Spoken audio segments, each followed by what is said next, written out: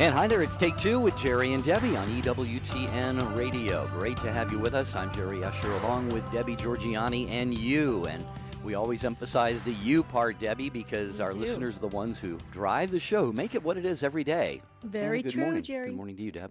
Hi, good morning. In some parts of the area, it's in the country or the world, it's good afternoon or good evening. Or good evening, or tomorrow. True. Okay, well, may I just say something just right out of the gate, because I'm actually back on YouTube and Facebook. Hi, everyone. I'm back. I am alive. Jerry, it was over, I think, 5 weeks I have struggled with whatever you want to call it, flu, cold, congestion, I don't know.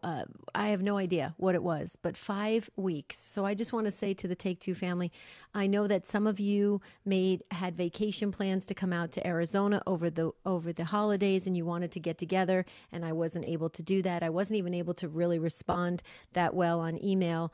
And so I apologize. I will respond to everybody. I was just wiped. It was horrible. I don't wish this on anybody. It was tough. So I just wanted to say to everybody, I know you probably left Arizona already, and you probably were like, well, that was kind of rude. I wanted to get together and say hi, but I was sick and you didn't want to catch what I had.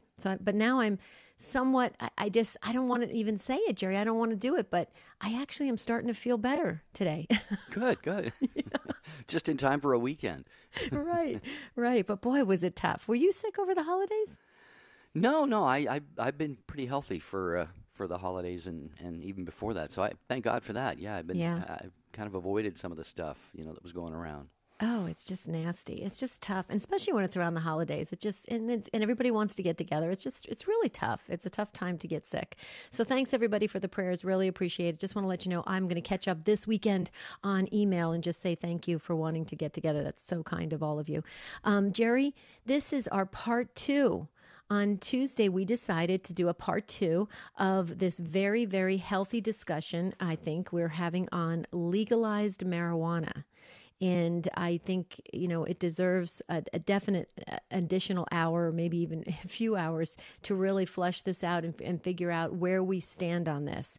And so I know you're going to share some of the emails that came in on Tuesday, but you know what? I also want to just share that I think it was just very well balanced, and I think everybody spoke from their heart, and I think that everybody's got their different view of it, and maybe even different experience of it, and they can shed their wisdom and their understanding of it that can help us grow in this the thing that we're all kind of facing, whatever state we live in, if it's going to become legal or not for recreational use and or for medical use. So I'm excited we're doing a part 2, Jerry. I think the phone lines are going to light up, and it'll be a good finishing discussion. Yeah, and we especially we had full phone lines at the end of the show on Tuesday. That's why actually, even before the end of the show, Debbie said, hey, let's do a part 2 on this. So here it is. We got around to doing it here for you on this Friday. So we want to talk with you about this again. So if you were waiting on hold or trying to get through and you weren't able to, let Ryan, our call screener, know, and we will certainly do our best to get you on the program as soon as possible. Here's the phone number. It's 833-288-3986, 833-288 EWTN. Again, talking about really what has become, I think, a massive proliferation of marijuana, legal marijuana, and sort of it got its start, of course, as Debbie mentioned. There are the two kind of descriptors for it, recreational and medicinal. And it got its start kind of under the guise of medicinal marijuana. And we have heard from people who use it for that purpose and have had great benefit from it. Recreational use is now becoming just as common, if not more so. I mentioned on the show on Tuesday that where I live, quite literally, I would say about once every couple months, there is a new facility opening. And right near where I live, Debbie, there's a street you can drive down. It's not even a mile stretch of road. There's at least 4 or 5 billboards promoting different dispensaries or whatever the collectives or whatever they call them. So this is becoming a real social and cultural issue in our country and even around the world. So that's what we want to talk about. Right. Absolutely. And I think we had it down. We actually stated, Jerry, that something like 33 states, somewhere about that, have medical marijuana accepted in their states. And then 10 states have recreational use as well. And so for those states that have recreational use, can you maybe weigh in on this if you're listening from one of those states and see how that's working for you? I mean, I still I'm really stumped by this, Jerry, of how do the police officers determine what amount is acceptable. I just don't understand that. I don't get it. Like, you're pulled over and they say, I think you seem a little bit, under the influence. Oh, you only have a little baggie of marijuana. Okay, well, you go ahead. I don't get it. I don't understand how they determine what is a dangerous amount. So if you're from one of those states that has recreational use, let's hear from you and see what maybe, because you get local news headlines and stuff that maybe can give us a little bit of better insight. So if we would love to hear from you. Here's the number, 1-833-288-3986. That's 833-288. Listen to this, real cool. EWTN. See how easy you can remember that? So call in. Yeah, I think my understanding is it's kind of like with alcohol. Obviously, you can't have any open containers of alcohol, as far as I know, in any state. But as far as how much marijuana you can have in your possession, I think that is regulated by laws. I have to believe that it is. And as far as determining if someone is under the influence, they probably have ways of determining that as well. Because you see some of those billboards that say, "Buzzed driving is drunk driving." Right. They equate it the same way. So.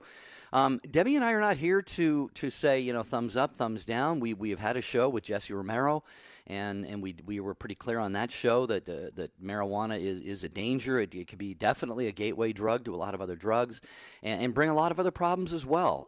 Crime, for example. I mean, some of these billboards that I see, Debbie, they all say, armed facility, armed guards on site, and all this stuff. And so it just makes you wonder, what's the need for that? If there's not going to be potential crime and things like that going on. And you mentioned the law enforcement, and really the thing that spurred the whole idea for this show and the follow-up show was the impact that it could be having on our kids, because marijuana, Debbie, we know is readily available, has been for decades, to young people, high schoolers, and so forth.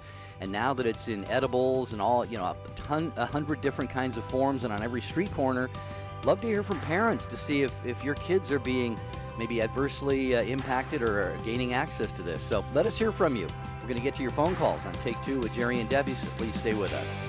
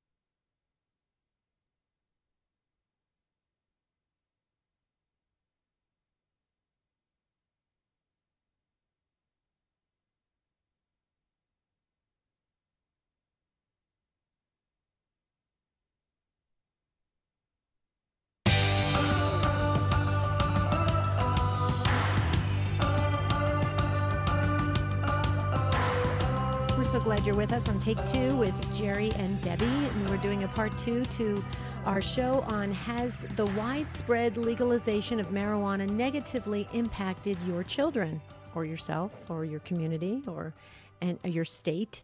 We want to hear from you, but just a couple things we want to highlight real quickly. Very important. let's first up is Best of Women of Grace with Johnette Williams. That's Saturday mornings at 11 Eastern Time. You gotta love it. The Best of Women of Grace, Saturday mornings, 11 Eastern Time. And Jerry, I'm just gonna do it. I just have to do it, even though you didn't give me the permission to do it. I've got to take the honors. We'd like to congratulate our friends at Spirit Catholic Radio, now celebrating their 20th anniversary. Spirit Catholic Radio is based in Omaha and serves most of Nebraska and thousands in Iowa, Kansas, Missouri, and South Dakota with 15 radio signals, Jerry. They were the 9th Catholic radio station in the U.S. and the first one to stream their programming on the web. Again, congratulations to our friends Jim and Bruce and their great team at Spirit Catholic Radio, now celebrating their 20th anniversary. Wow. Praise God. Praise God. I love Spirit Catholic Radio. Yeah, well, they've kind of led the way, along with many other groups, to show how it can be done and should be done. So way to go, Spirit Catholic Radio. I echo what Debbie was saying. Okay, talking about the legalization, the spread of legalized marijuana, how it's impacting us, how it might be affecting you in any way, one way or the other. 833-288-3986. And we go to Frank first, listening to Take Two with Jerry and Debbie on Sirius XM 130. Hello, Frank in Buffalo. Thanks for calling. You're welcome. How are you this morning? Doing okay, Frank. How about you? Okay, I might have a good perspective for you guys because, number one, I live in Buffalo, which is right across the border from Canada, which has legalized it recently. And number two, I have Parkinson's, and a lot of people want marijuana legalized for Parkinson's. And number three, I'm wondering, like, my thing is, what is the government's motive to legalize it? Why do they want to do this? And I think obviously it's political. It's for votes. Because I don't think it's for medical purposes, because I can get marijuana through a doctor if I want to, but it's very expensive. You have to be, you have to pay for like a license almost, right? So the doctor signs you up, you get a license, and then you have to go to a state pharmacy to get the marijuana. And it is the efficacy of it is really not. It's very patient dependent. Let me put it that way. So it's not really uniform as to what you get out of it. My take is generally, if it's better for society, if it's a good thing, if it's the right thing to do, then we should think about it. But if that was correct, things like abortion wouldn't be legal. So I just don't understand what the state is doing other than trying to get more votes. I don't think it's a good thing. The areas in Toronto and in Canada, the black market for marijuana is still thriving. They don't have enough marijuana in the government stores, and it's expensive. So I don't understand how it's going to help our society or even Parkinson's patients in general. Well, Frank, thank you for your call, and be assured of our prayers for you with your Parkinson's disease. We're very sorry about that. It sounds like you are a strong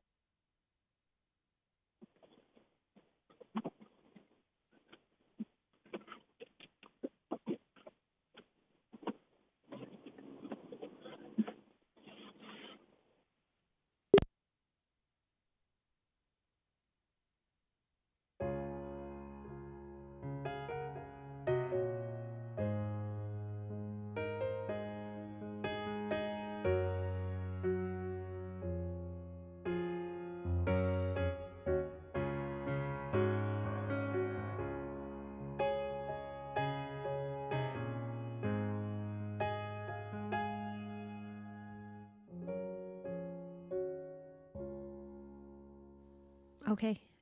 Alrighty. All right. So let's come back to this.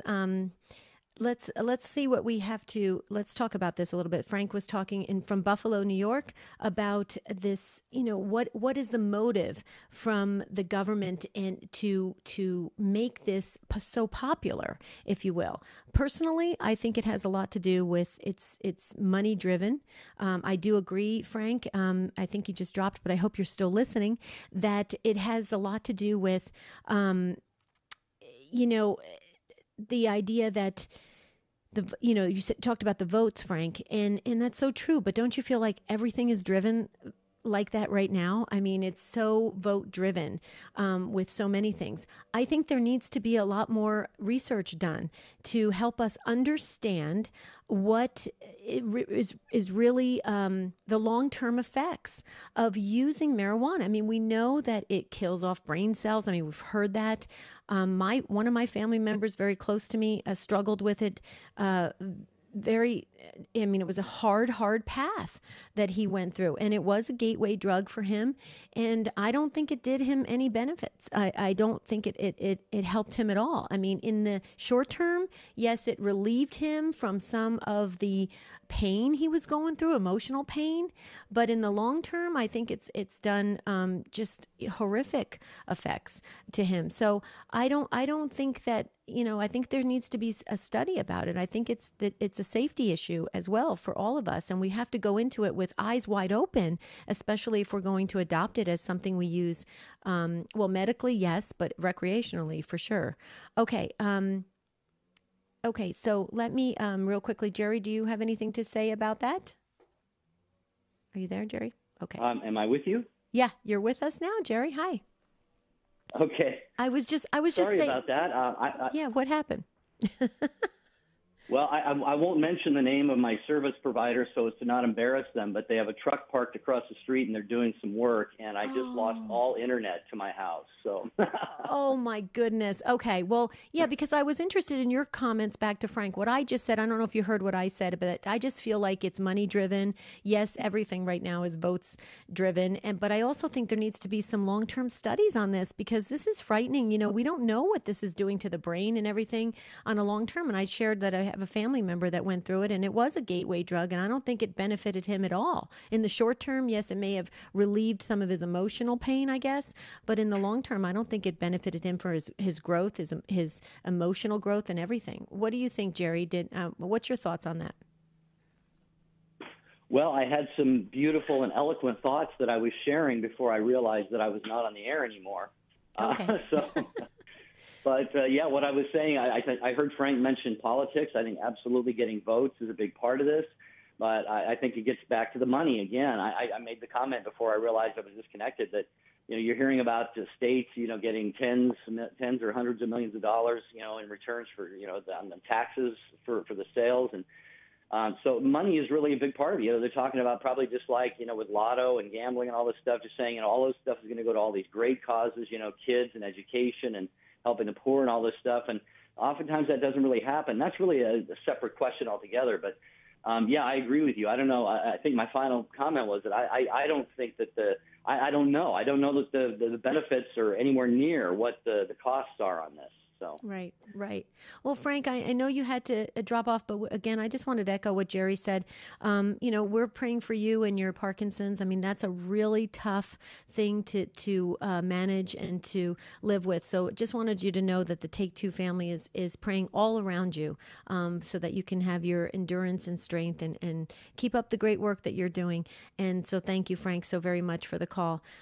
Yeah. I mean, Jerry, this is a good discussion. I really think that we need to, keep unpacking this together and working through it together, because it's a tough one. Everybody has their different individual experiences of it. So let's see what Brandy has to say. And Brandy is in Houston, Texas, listening on the EWTN app. Hi, Brandy. Welcome to Take Two with Jerry and Debbie. Hi, guys. Can you hear me?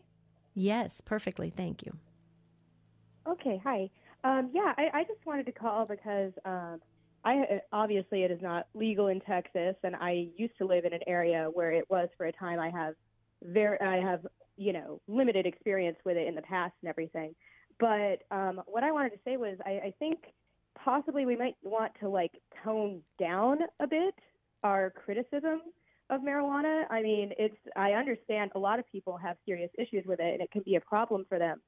But for many, the reason that it's seen as so benign is for many, it's not a huge problem, and it's not like a heavy intoxicant. Even many people don't have the issues with marijuana that they may have with alcohol or other intoxicants, and it's usually not. It doesn't have as large an impact on health as alcohol or even tobacco in the long term. And I know you were talking about needing more studies on this, Debbie, and I actually agree. I think there should be more studies on it.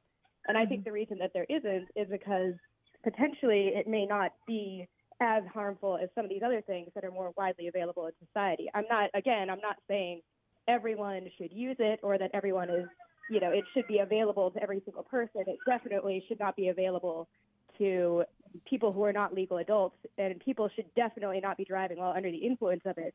And, of course, there need to be restrictions and everything. However, I think that we need to take a step back and not, throw the baby out with the bathwater, so that in time when our kids are grown, I mean, I've got like several little ones, and by the time that they're grown, it's probably going to be legal all over, the U.S.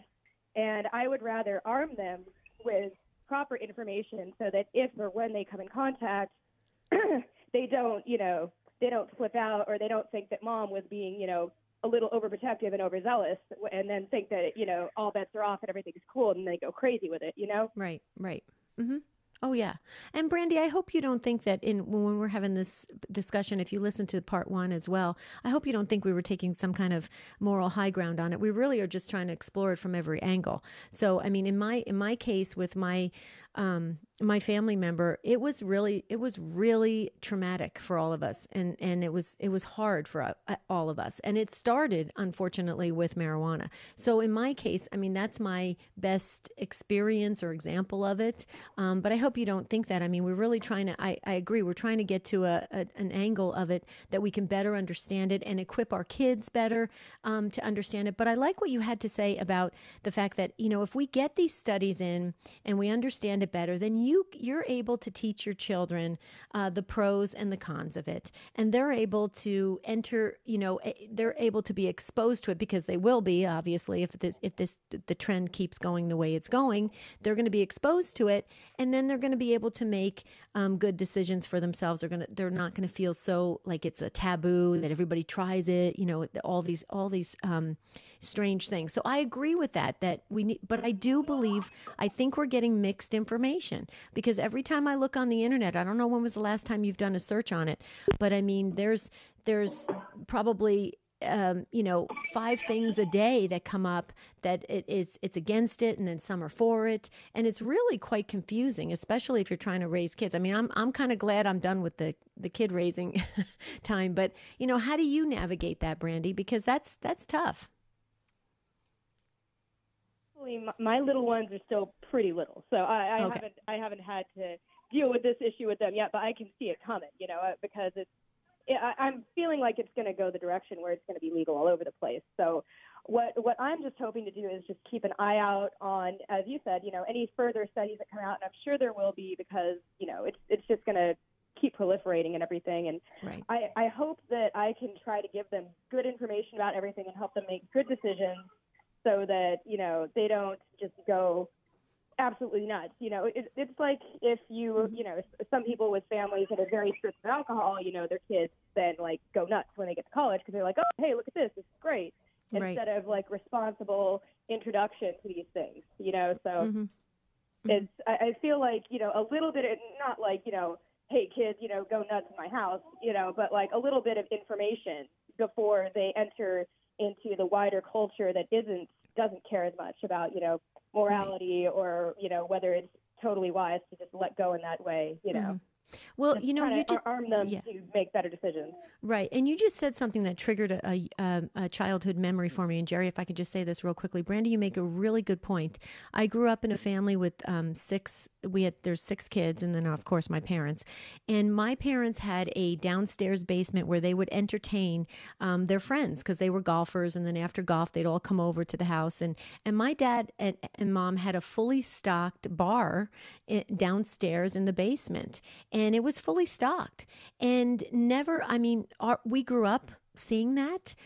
We were around it, and none of the 6 kids, we never had this curiosity, if you will, or this, fascination with alcohol or anything. It was so strange. None of us I don't think any of us are big drinkers or anything. It's amazing. But you see, you make a really good point, because I think for us, it wasn't something that was so taboo that when we went to college, we had to indulge to the max and, binge drink and go crazy because we couldn't get it at home. Well, it was free access at home, and we never wanted it at home. So it's kind of interesting what you're saying, Brandy. And I think that is very, yeah, we got to look into that more, because I think that could help us with our kids, maybe just educating them and letting them know, what the effects are of these things that are out there, alcohol and marijuana. And so letting them make some, good, healthy decisions for themselves. Brandy, thank you so much. We appreciate it. You sound like such a great mom. And thank you for calling in from Houston, Texas. Okay, Jerry, you're back on. I'm back, yeah. Yay. Did you have... Thank God for telephone, cell phone hotspots that become hotspots, because my house internet is still down. But really? Anyway, I'm back with you here, so yeah. Did you hear me talk about that we had a bar in our basement? I mean, and it's very interesting that we really weren't very, in awe of alcohol because it was always there. Right. I mean, you know what I'm saying? Is that so? That's kind of interesting where Brandy was going with this. Sure. Yeah, I heard most of that conversation. And you know what? We got an interesting comment posted on take2show.com after Tuesday's show that I want to share when we come back here. And also many more of your phone calls. Scott, Kathy, Rob. We've got plenty of people to get to here talking about the legalization of marijuana and its impact on you, our culture, and our society. So stay with us.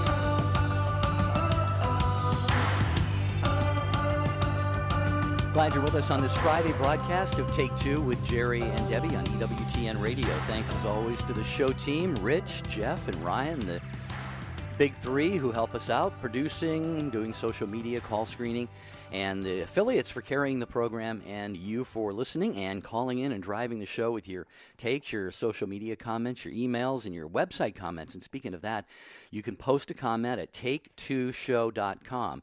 And Greg did this, Debbie, after the show on Tuesday. So, Scott, hold on in Battle Creek, Michigan. We'll get to you in just a minute. I wanted to mention Greg's email. Greg says, hi, I'm recovering from a spinal cord injury. I was an over-the-road trucker all my life. I'm 57, and I have a completely opposite take as most callers. I'm listening to a re-airing of the show. He says, I was on so many opioids trying to control my nerve pain. My daughter lives in California. One visit, she wanted me to talk to a man who has been growing medical cannabis for a long time. I got my medical card. I'm not a smoker, as I tried it in high school. Just didn't do anything for me. He gave me several varieties to try as a vape pen. I take several puffs before going to bed. I have completely gotten off the opioids. He goes on to describe how he purchases his oil and so forth. He says, I live in Kansas where my stuff is illegal. I won't buy in Colorado because of poor results and quality. He says, I can tell how someone with Parkinson's, he says, I can tell how someone with Parkinson's I gave to will completely quit shaking after several puffs of a vape pen.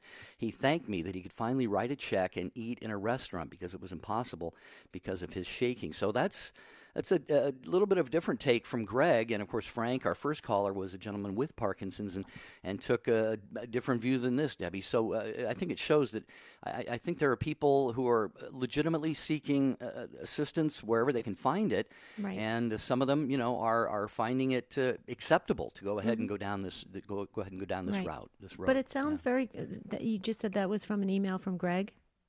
Website comment, yeah. Oh, website comment. But it sounds like that's a very controlled, it's a very controlled use of it, Jerry. And so it's really helping him to relieve what the ailments that he's dealing with. So, that to me sounds like something that's very logical, something that's practical for someone going through that. So let's hear what Scott has to say in Battle Creek, Michigan, listening on iHeartRadio app. Hi, Scott. Welcome to Take Two with Jerry and Debbie.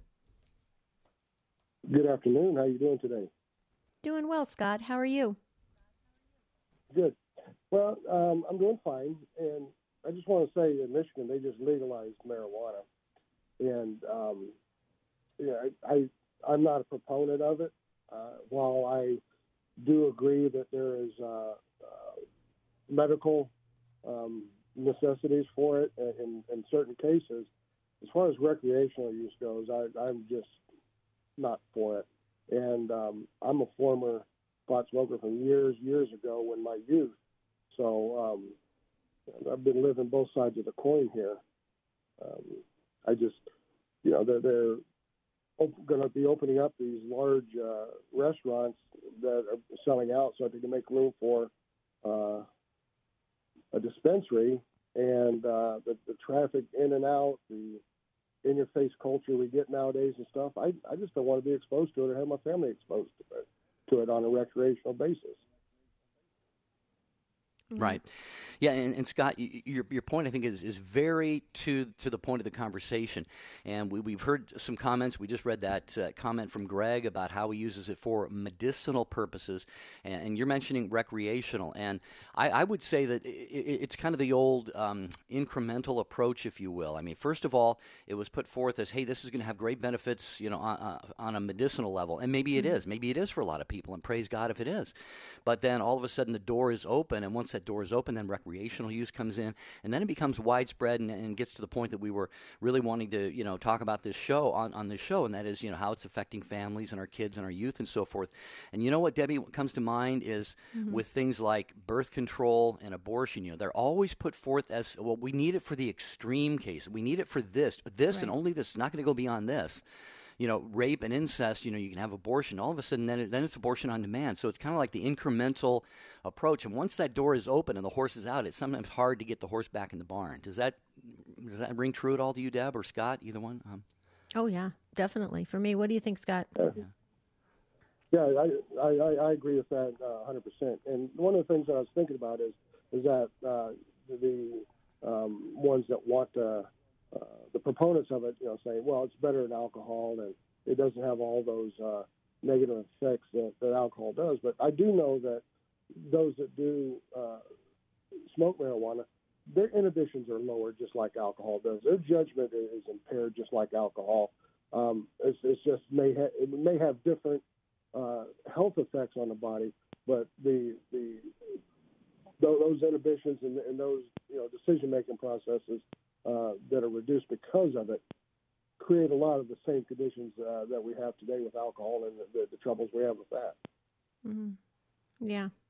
Well, let's face it. I mean, human nature. Tell me what if you agree with this, guys. Human nature. I mean, we have a tendency to indulge and we go overboard. You know, too much of a quote unquote good thing. I mean, it's very hard. I think sometimes when you are when something is feeling good, whether it's food or alcohol or drugs or prescription medication or whatever, something is feeling so good. Okay, you take more and more and more, and then you build up this tolerance, and then you have to rely on it more and more, and then you become dependent, and the next thing you know, you are a full-blown addict in some way. I mean, would you agree with that? I mean, it's very hard as in human nature just to be so controlled. And I understand for medicinal purposes, I'm sure just to get some relief from whatever you're dealing with, absolutely. But I'm talking recreational. I mean, where does it stop? That's what I'm kind of wondering. What do you think, Scott and Jerry? Well, I'll defer I to don't Scott think first. it's going to stop. Yeah, I'm sorry? I don't think it's going to stop at just a few people doing it recreational. I think it's going to explode more than what they say it is. I think it's going to cause more problems than it is good.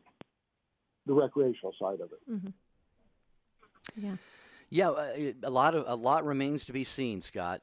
You may be a prophet in what you just said, and I agree. I think medicinally that's a separate question. Recreationally, I think Debbie, you laid out a good argument that it could be a road that we may not want to go down. But again, we've already started going down that road, and I would love to hear.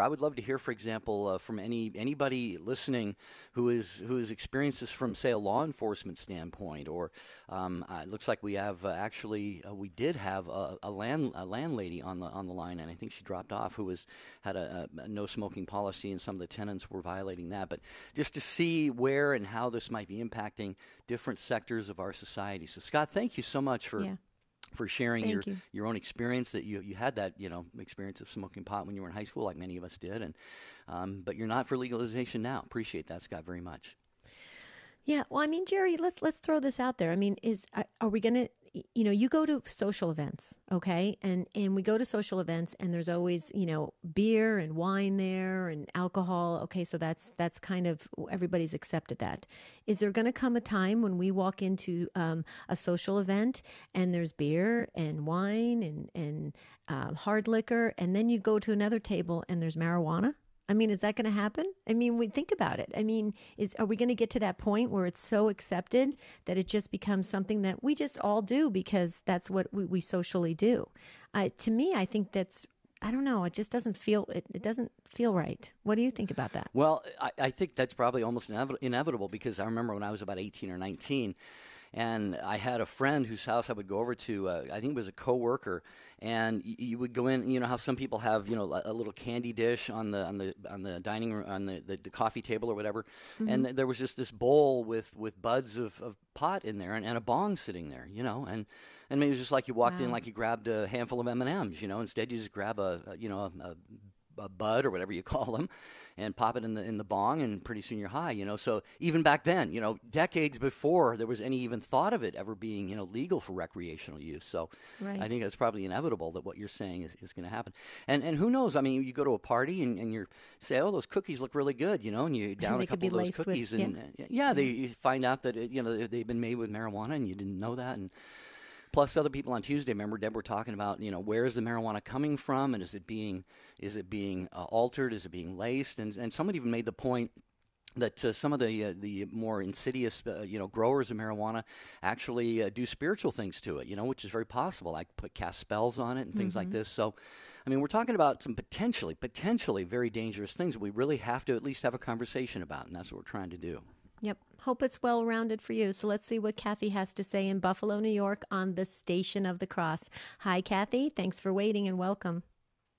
Oh, thank you so much, Jerry and Debbie. What I would like to say is about some of the research that's been done on marijuana with respect to the smoke. And I don't know if there's if there's a lot of knowledge out there about the actual smoke of it. And I'm getting this information from a book called Estrogeneration: How Estrogenics Are Making You Fat, Sick, and Infertile. The author is Anthony Jay, Jay, PhD. He's an undergrad of Ave Maria University. And there have been, he says in his book, about 100 total studies linking estrogen with marijuana. And he says in his book, inhaling estrogenics directly through your lungs into your bloodstream is a clear way to dose heavily on estrogenics. And this is definitely for the person smoking, but I can imagine also for those in the room, such as children, youngsters. And I know that one of your topics was, how is this affecting children? And when we inhale these estrogenics, or we get estrogenics in our body, there's many bad things they can do. We do know that the birth control pill, which casts these estrogens in your body, is a class 1 carcinogen. So now with breathing this stuff in, you're going to be more prone to depression as a result of having too much estrogen in your body, hormone disruption, immune system dysfunction, blood clotting, cancer, infertility, and these extra estrogenics stored in your fat makes you fatter. And I can't imagine what this would be, once it is legalized and then young people are cornering around and smoking, young children, young boys, many people started smoking when they were kids. What is this going to do to their bodies when they're developing and they're having extra estrogen in their bodies, which is a problem in our country already with the estrogen in the water supply from all the birth control pills. So I just wanted to bring that up, that there are studies that have been done linking marijuana and estrogen. And this will affect future generations because how you treat your body affects the health of your body. And then when you go to have children, they will be affected by the defects that are in your body. Right. So it does affect. Yeah, Kathy, this is the first time I've heard of the connection between estrogen and marijuana. I've actually heard on Catholic radio shows, I think that gentleman that you mentioned, talking about the estrogen that is in, for example, in the water supply and so forth, and in our rivers and streams and lakes and so forth, and even to the point where, if I'm not mistaken, Debbie, if you've heard the same gentleman talk, I'm just going off of a vague memory here, but he was talking about the fish. All of the fish, even the male fish, now have like female properties and genitalia and all this stuff, and it's just really wreaking havoc with the ecosystem. So I think Kathy's point here is also a very valid one to be considered.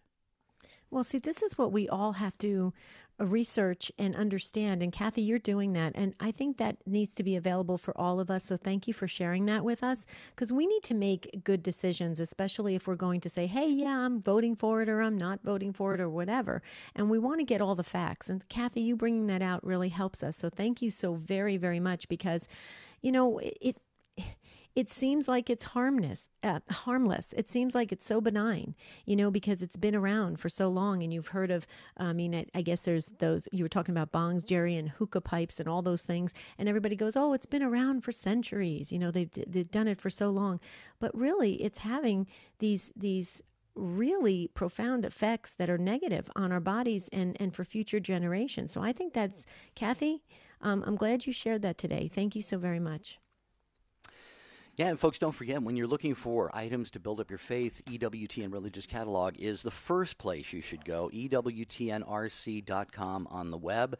I was shopping there myself this Christmas season, and of course they have all kinds of media-related items, books, DVDs, CDs, and so forth, plus statuary and jewelry, and just about anything that you might want for yourself or to give as a gift to somebody else. So don't forget, EWTNRC.com, the EWTN Religious Catalog for faith items that will boost your faith and the faith life of those you love. Okay, next up is Dan, and Dan has been waiting patiently in Houston, Texas on Guadalupe Radio Network. Dan, thank you so much, and welcome to Take Two. Thank you. Good morning. I grew up in went to high school in the early 70s, so I like to give you personal experience, perspective versus a little bit of research, and maybe quite a bit different from what Brandy's thinking. I did try pot a couple of times in high school. Didn't do anything for me and didn't do it. But when we were in school, somebody's parents were always out of town. There were parties, general parties, 1 to 4 times a month. And there was always a group smoking pot. And It's interesting because that was a group that actually combined the potheads and the jocks, and one place they came together. So at one of the parties, they brought something else because it wasn't enough, and it was LSD on stamps. And, they needed a little better high. And my good friend and a bunch of their good friends tried it and had a severe reaction. And to this day, basically, he's institutional on a vegetable. Had to lead him around school, take him to the bathroom, take him to classes. He didn't remember anybody. So it comes down to, I think, what percentage of fatality or serious injury is acceptable? 1%, 5%, 10%? Or is it not acceptable because once it happens to you, you have a whole different, mindset. And that's where I'm at. I have a whole different mindset on it, and there's a lot of lies out there. Pot calms, nothing really happens. I had a friend, not recently, whose kid beat the living tar out of somebody while they were on pot. So obviously that's not totally true. When I was in high school, our basketball team smoked it before the state final, and you could see they couldn't play. So translating that into driving, are you able to drive? How much? Just a little bit to take the edge off. So what's it take? Does it take to kill somebody? Does it take to put my friend in an institution for life? I don't know. Well, Dan, this is a great call. Thank you, because you are, we got to understand. Bless all those people who are looking at the research and coming at this maybe from trying to come at it from a balanced point of view. Yours is very objective because you've lived through a lot of the carnage of this, let's face it. And I was going to only half jokingly say it sounds like you and I went to the same high school because this was one of the things, pot smoking and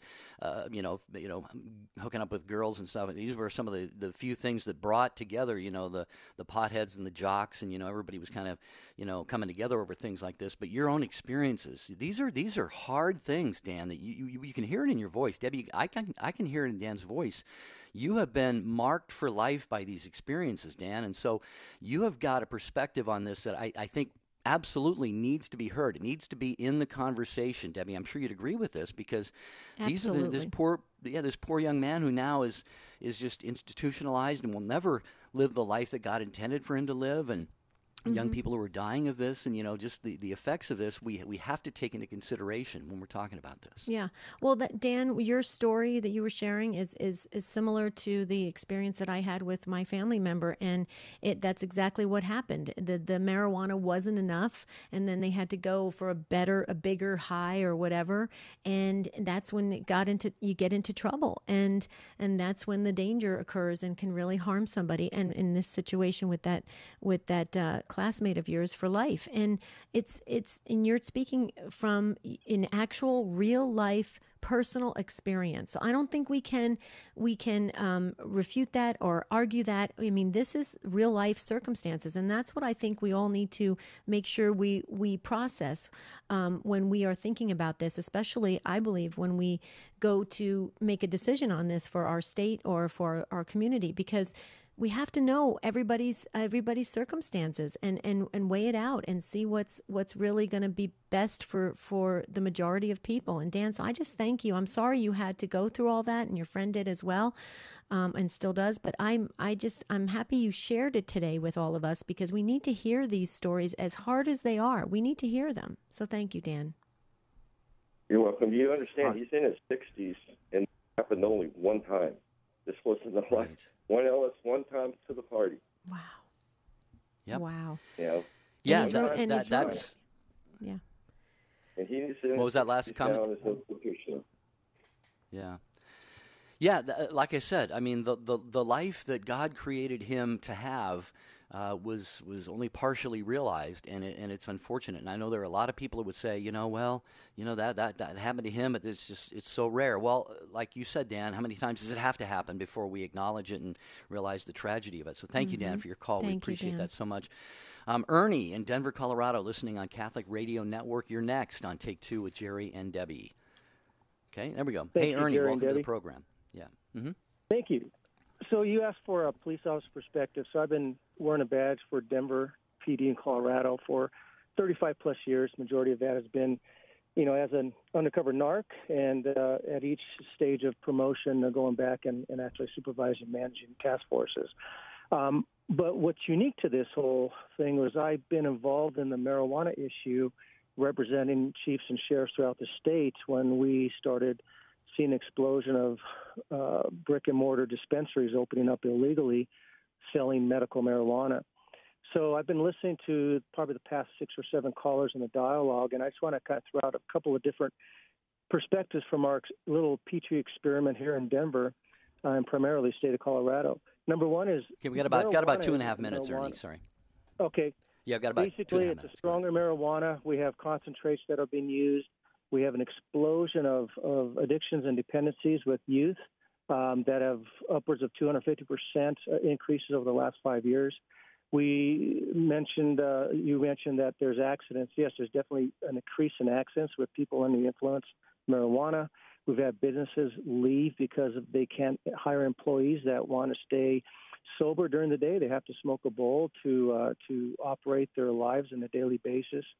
So the social harms are far outweighing what is being collected in taxes. In fact, the state of Colorado's tax base is only less than 1% coming in from marijuana compared to the rest of the taxes throughout the state, and that mirrors the city and county of Denver as well. Also, as a permanent deacon with the Archdiocese of Denver, I see the pastoral effects and the effects of people that are going into other addictions besides marijuana. So there's definitely a causal effect of marijuana leading and opening the door to other harmful drugs, where we have an increase of opiate use, as been mentioned with some previous callers. So because of the lack of time, that's essentially what I wanted to throw out. The experiment here in Denver, Colorado is truly an experiment that no one wants to go through, and please educate yourself on something that is supposedly purported to be medicine, but yet this is the first time that medicine has ever been put to the ballot box and voted on as opposed to peer-reviewed studies in science. Well, all great points, Ernie, and please don't drop off yet. That last point, I think, is one that, Debbie, you made on our show on Tuesday, but Ernie, I'd be curious to know what the first thought that comes to my mind is, whatever's being collected in taxes is likely being dwarfed by what is being spent to cover the aftermath and the carnage of all that you're talking about. You think that would be fair to say? Absolutely. Yeah, we have a huge amount of costs. We've increased we actually formed different teams to deal with the regulation of the marijuana piece, both at the state and federal level and at county levels as well. And that's only touching the surface. The underground empire of cartels and crime has increased. It hasn't went away.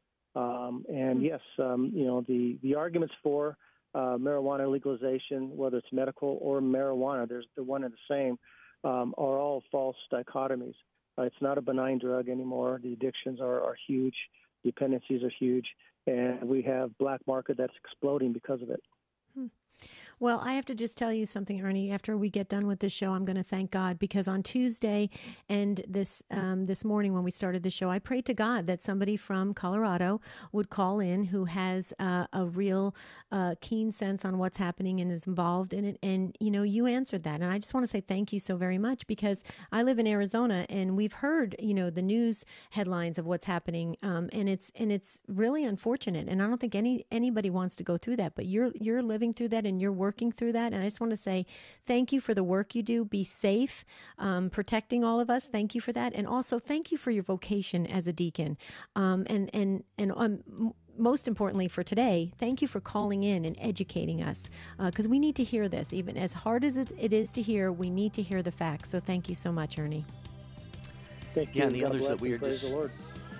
God bless you, Ernie. Thank you. We had a call from Jen who says parents are now having a hard time deciding to let their kids sleep over at other kids' houses.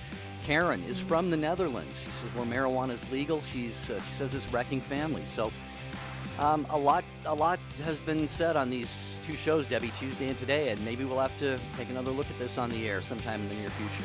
Yeah, thanks so much for participating. We so appreciate it. We love the Take Two family.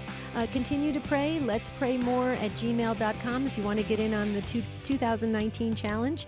And on Monday, we'll have another show planned for you. Until then, have a beautiful and blessed weekend. See you real soon.